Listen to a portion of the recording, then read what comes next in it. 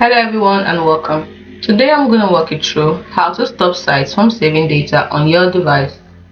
The first thing you need to do is open up your project, and the next thing you need to do is open the settings. And you can do that using, I prefer use the alternate and the PIF, which is the shortcut, and then you scroll all the way down,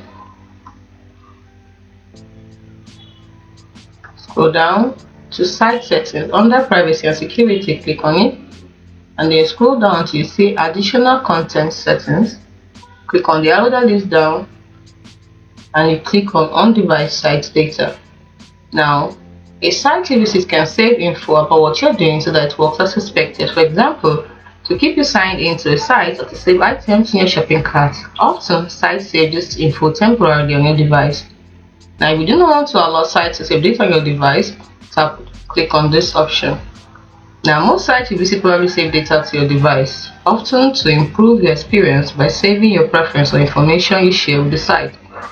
Now, OperaJS recommends keeping the setting on, but if you insist, you can click on turn off. And it's as simple as that, but note that sites may not work as you expect.